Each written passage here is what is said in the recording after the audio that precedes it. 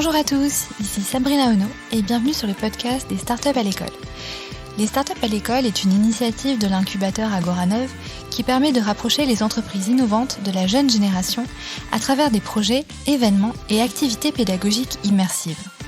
Sur ce podcast, nous parlerons innovation et découvrirons ensemble les coulisses de l'écosystème startup.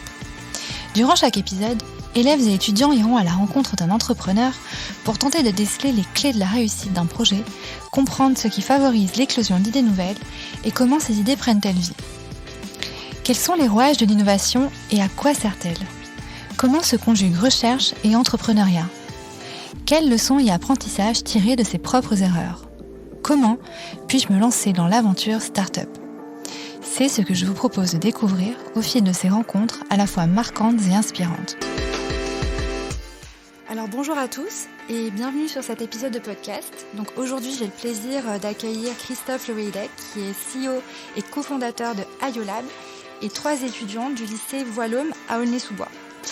L'épisode d'aujourd'hui sera consacré à la thématique du recrutement au sein des startups et nous parlerons plus spécifiquement de diversité au sein de l'écosystème tech. Christophe, je sais que tu es particulièrement engagé et réceptif à ces thématiques-là. Tu as une équipe de talents qui vient des 4 coins de l'horizon, donc ce qui constitue une réelle force pour IOLab. C'est donc un plaisir pour moi de se convier sur cet épisode et de partager ce moment avec nos 3 étudiantes. Alors je vais vous demander de vous présenter premièrement à tour de rôle. Bonjour à toutes les 3. Bonjour. Alors moi je m'appelle Nisrine et j'ai 20 ans. Je suis une étudiante en 2e année de BTS Support à l'action managériale. Cette formation est basée sur les ressources humaines au lycée Voilhomme à Aulnay-sous-Bois. Bonjour, moi c'est Mariam Gabala, j'ai 21 ans. Je suis étudiante en BTS Support à l'action managériale aussi et à Aulnay-sous-Bois. Bonjour, je m'appelle Sabrine. Je suis en 2e année de BTS Gestion de la PME au lycée Voilhomme. Bienvenue à toutes les 3. Alors, quelles sont vos motivations ? Pourquoi vous voulez participer à ce podcast des startups à l'école aujourd'hui ? Pour nous, il est vraiment important qu'il y ait une égalité entre les femmes et les hommes et que la diversité au travail soit représentée, car nous luttons contre toute forme de discrimination faite aux salariés en termes de recrutement, de gestion de carrière, de méthode d'évaluation des formations. Cette lutte nous tient à cœur car nous sommes les salariés de demain. C'est tout à votre honneur. Et alors, est-ce que je peux savoir si vous avez déjà une connaissance ou un premier pied dans l'écosystème start-up ? Est-ce que l'innovation, le monde de la recherche sont des choses qui vous parlent ? Oui, ça pourrait nous intéresser car l'univers de la start-up, elle est en pleine croissance dans le marché. Et plus tard, nous avons pour objectif d'ouvrir nos propres start-up.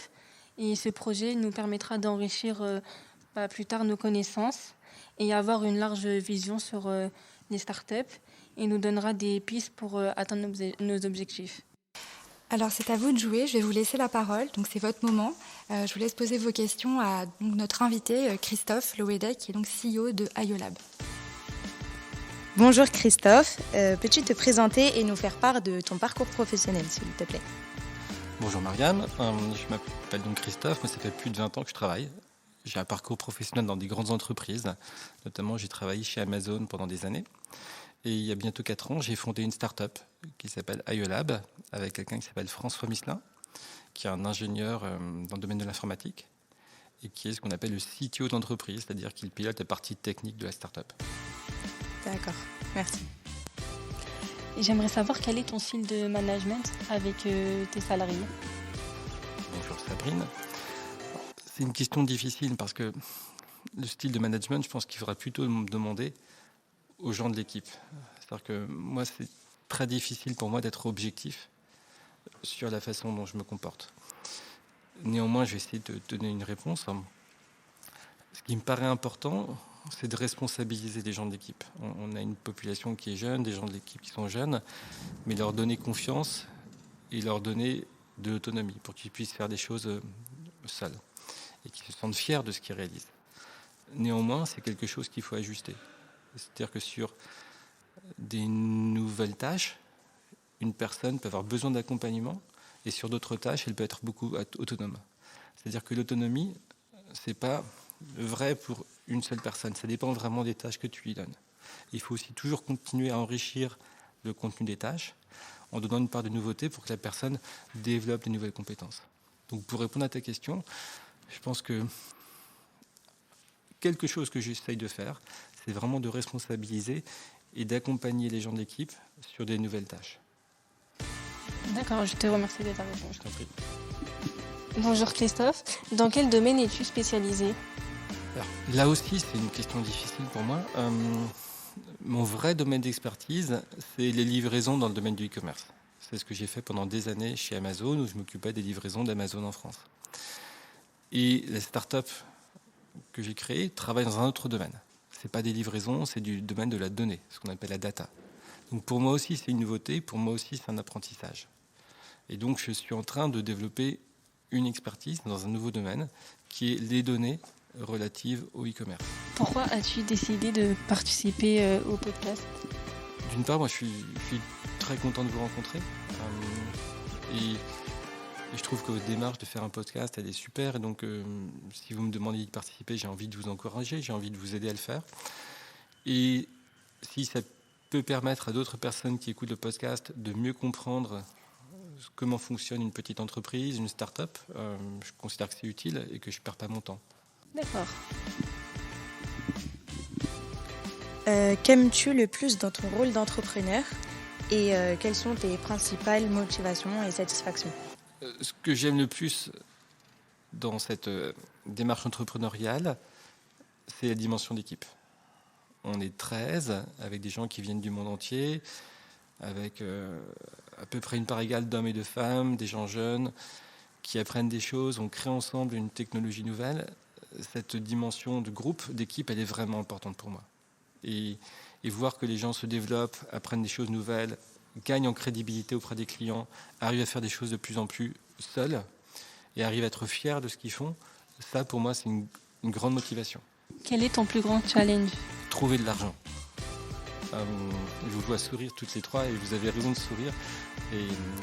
Mais en fait c'est un monde où il ne faut pas se leurrer. Pour faire se développer une entreprise, il faut trouver de l'argent, il faut trouver des clients, il faut trouver des investisseurs. Juste avant cette séance de podcast, vous attendiez que je démarre. En fait, j'étais en discussion avec un investisseur potentiel.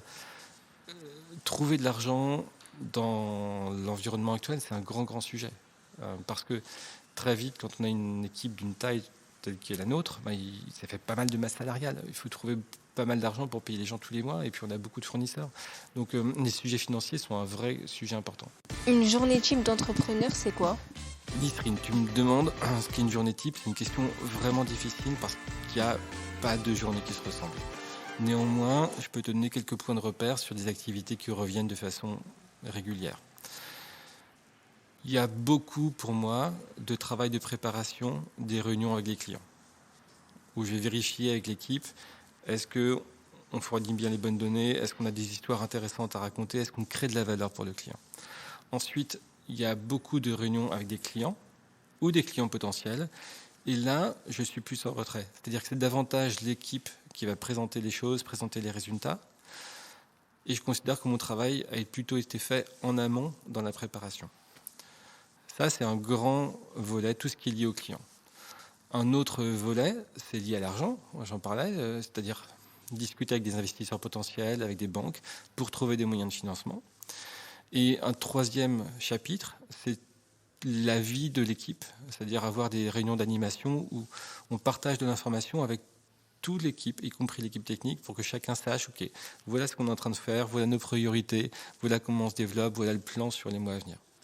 Donc si je résume, une grande activité à destination des clients ou des clients potentiels, des recherches de financement et la vie de l'équipe pour que chacun se sente acteur de toute la vie de l'entreprise et qu'on comprenne bien qu'est-ce qu'on cherche à faire, quelles sont les priorités, qu'est-ce qu'on veut faire. Donc 3 chapitres assez différents. Pourquoi as-tu décidé de quitter Amazon pour pouvoir créer ta propre start-up? La raison principale, c'est ma fille. C'est-à-dire que moi, quand j'ai quitté Amazon, j'avais une fille qui avait 6 mois, qui était un bébé. Et en fait, le rythme de travail faisait que j'avais peu de temps à consacrer à ma fille et que sa mère prenait en gros l'essentiel du temps avec ma fille. Et je ne voulais pas me réveiller quand ma fille aurait 15 ans en me disant « j'ai pas vu ma fille grandir et j'ai pas passé assez de temps avec elle ». Donc à un moment donné, c'est poser le choix de est-ce que je reste dans une grande entreprise avec des horaires très normés ou est-ce que je vais sur une voie entrepreneuriale où je travaille beaucoup, mais j'ai davantage de liberté sur mes horaires. Et j'ai choisi cette deuxième voie qui est très risquée, qui a d'autres inconvénients, notamment sur un plan financier. Mais j'ai pu emmener ma fille à la crèche tous les matins. Là, je peux la déposer à l'école un matin sur 2. Et pour moi, ça compte. Et ce temps que je passe avec ma fille, c'est super important pour moi.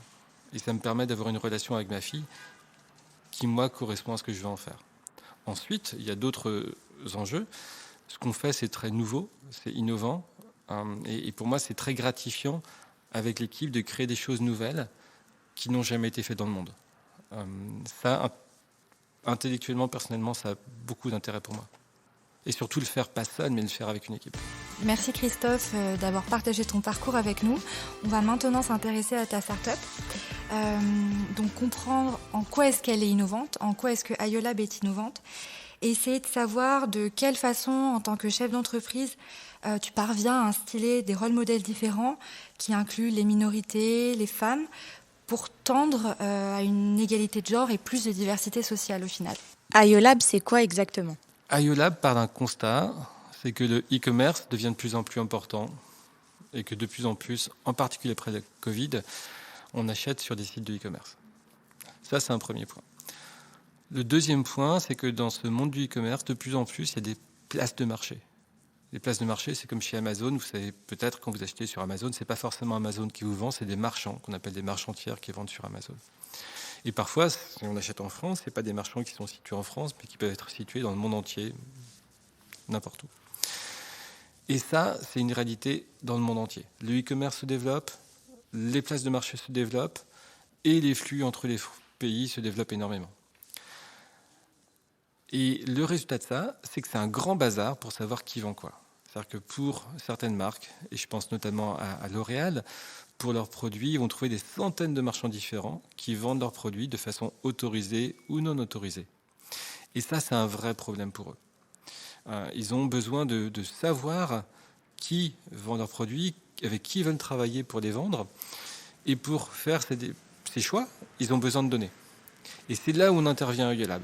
C'est-à-dire que nous, on a développé une technologie qui permet de dire à n'importe quelle marque qui vend leurs produits sur n'importe quelle place de marché au monde. On va leur dire, voilà, vos shampoings Kérastase, ils sont vendus par tel marchand qui est localisé dans tel pays à tel prix.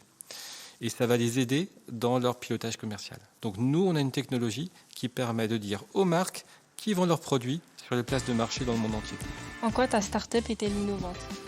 Ma start-up est innovante parce qu'aujourd'hui, dans le monde, il n'y a pas d'acteurs qui permettent de donner ces chiffres, ces données aux marques. Sur les places de marché dans le monde entier, c'est vraiment une technologie nouvelle. Aujourd'hui, on est sans doute les seuls à faire ce genre de choses, sous cette forme-là. Comme données, c'est vraiment très précis ou... Ah oui, c'est très précis. Je vais te donner l'adresse, le nom de tel marchand qui vend sur telle place de marché, comme Amazon en Allemagne, ou par exemple, on travaille aussi sur l'Inde. Je peux te donner la liste des marchands qui vendent telle marque sur Amazon en Inde, ou plus récemment, on a fait quelque chose au Brésil, sur une place de marché qui s'appelle Mercado Libre, et on a donné une liste très détaillée des marchands pour des produits de beauté, et certains n'ont absolument pas le droit de faire ce qu'ils font. Quels sont les profils représentés dans ton équipe et comment tu recrutes tes nouveaux talents ? On a 3 équipes dans l'entreprise. Il y a une équipe qu'on appelle tech, c'est des informaticiens. Et là, c'est des ingénieurs qui écrivent ce qu'on appelle du code, des programmes informatiques. Il y a une autre équipe qui produit la donnée, c'est-à-dire qu'une fois que les programmes ont été écrits, ils font tourner les programmes, ils font tourner les robots pour produire la donnée. Et il y a une équipe qui est en charge de la relation avec les clients. Dans ces 3 pôles, c'est des profils différents. Dans le premier cas, c'est vraiment des ingénieurs informaticiens. Dans le deuxième cas, c'est plutôt des gens qui ont une formation assez généraliste, pas forcément technique. Et dans le troisième cas, c'est des gens qui sont plus à l'aise à l'idée de parler à des clients, de présenter les résultats, de faire des formations. C'est une équipe assez équilibrée en termes d'hommes et femmes. Je n'ai pas compté, mais je pense qu'on est à peu près à moitié-moitié. Et nous avons des gens qui viennent de Russie, d'Inde, de Syrie, des USA, d'Italie, de Tahiti et bientôt du Kenya. En termes de profil, c'est ou bien des ingénieurs, ou bien des gens qui viennent d'écoles de commerce. Et de façon un peu atypique, on a aussi une personne qui a fait un cursus en psychologie. Pour les ingénieurs, tu recrutes plus en fonction de l'expérience ou plus en fonction des diplômes obtenus? Alors, ça dépend. Si on recrute un profil qu'on qualifie de junior, ça va être quelqu'un qui sort de l'école. Et là, c'est forcément le diplôme. Néanmoins, le diplôme ne suffit pas. On a un processus de recrutement, il y a des entretiens de recrutement, il faut que la personne soit convaincante. Sur des profils plus seniors, on aime bien avoir des gens qui ont une expérience proche de ce qu'on a fait, mais on ne va jamais trouver une personne qui a une expérience pile de ce qu'on fait, puisque ce qu'on fait est nouveau. Donc on a plutôt tendance à privilégier ce qu'on appelle le potentiel, c'est-à-dire le potentiel d'évolution, la façon dont on pense que la personne va se développer, plutôt que les compétences immédiates. Quelle est ta langue de travail et quelle place y consacres-tu? Alors la langue de travail, c'est l'anglais. Ça veut dire que toutes nos discussions, tous nos documents sont en anglais. Pourquoi? Alors il y a plusieurs raisons. D'une part, c'est que nos clients sont internationaux. On a assez peu de clients en France. J'ai parlé de l'Inde, j'ai parlé du Brésil. Donc la langue de communication avec les clients, c'est l'anglais. Si une personne ne parle pas anglais, ça va être compliqué. Enfin, ça va pas être compliqué, ça va être impossible. Ensuite, même sur les rôles où on n'est pas en contact avec les clients, on parle anglais, parce que, comme vous l'avez compris, on a recruté des gens du monde entier. Et nous, ce qui nous intéresse le plus, c'est les compétences et le potentiel des personnes qu'on recrute, ce n'est pas le fait qu'elles parlent anglais. Je vais prendre un exemple très concret, l'exemple de Ksenia, qui vient de Crimée, qui est russe, qui a fait une partie de ses études en République tchèque, puis ensuite a fini ses études à Grenoble, en France. Ksenia, elle ne parle pas très bien français, ou en tout cas pas suffisamment pour travailler en français avec nous. Si on disait qu'il faut un niveau parfait de français, on n'aura jamais recruté Ksenia. Pour autant, Ksenia, elle est top, elle fait un super boulot. Et donc, ne pas demander aux gens de parler français, ça nous permet de recruter des gens en fonction de leurs compétences, et on ne leur demande pas une aisance linguistique dont on n'a pas besoin au final. Je vais vous donner un autre exemple. Le fait de dire on est tous à travailler en anglais, ça veut dire qu'on est tous sur un pied d'égalité. C'est-à-dire qu'on ne va pas donner un avantage indu à une personne française dans une discussion. C'est-à-dire que vous allez devoir convaincre uniquement avec votre argumentaire, avec vos idées, et pas parce que vous êtes plus à l'aise en français que votre collègue d'à côté. Donc c'est l'idée de mettre tout le monde sur un plan d'égalité, sur un pied d'égalité. As-tu déjà recruté des personnes qui ne parlent pas anglais? Alors la question s'est posée il y a une fois, on avait un candidat français qui avait des qualités, et avec moi il avait fait l'entretien en français, et moi j'étais plutôt favorable. Et il a passé un entretien justement avec Ksenia, dont je vous parlais il y a une minute, et quand on a discuté après les entretiens de recrutement, Ksenia m'a dit, bon là, en anglais, on va tous devenir dingues, on va péter un câble, parce que son anglais il est vraiment trop mauvais, il va vraiment nous énerver. Et donc, on a décidé de ne pas faire d'offre à ce candidat français parce qu'il ne parlait pas assez bien anglais et que la communication allait être trop compliquée avec le reste de l'équipe. Pour toi, est-ce que la notion de la diversité est-elle importante au sein de ta start-up? Alors, pour moi, la diversité n'est pas une fin en soi. C'est-à-dire que je ne suis pas en train de faire une pub Benetton avec toutes les variantes de couleur de peau, tous les styles de coiffure. Ce n'est pas mon objectif dans la vie. Il se trouve qu'on a une grande diversité dans l'entreprise, comme je vous l'ai expliqué. Mais c'est plus parce qu'on s'est dit, on veut accéder au plus grand vivier de compétences possibles, et donc, déjà en retirant certaines contraintes, comme les Français, on a ouvert les filières de recrutement au monde entier, en fait. Donc la diversité n'est pas une fin en soi. Je pense qu'elle est plus une conséquence de certains choix qu'on a fait à certains moments. Comme ce sujet est d'actualité, que proposes-tu pour lutter contre les discriminations? Alors Mariam, c'est une question vraiment, vraiment difficile. Et pour donner davantage d'éléments de contexte, moi j'ai une petite fille qui est métisse, c'est-à-dire que sa maman est d'origine africaine. Et ça fait quoi? Ça fait bientôt 30 ans que je travaille, et je crois que je viens de recruter la première candidate noire de ma carrière, genre il y a 2 semaines. On pourrait se dire, bon sang, quoi, qu'est-ce qui se passe? Et je ne pense pas qu'on puisse me taxer de racisme et de ne pas vouloir recruter une personne dont la peau est de couleur noire. Mais je pense que le problème est beaucoup plus en amont, parce que nous, nos critères de recrutement sont sur des critères d'éducation, de diplôme, de filière de formation, l'apprentissage de l'anglais.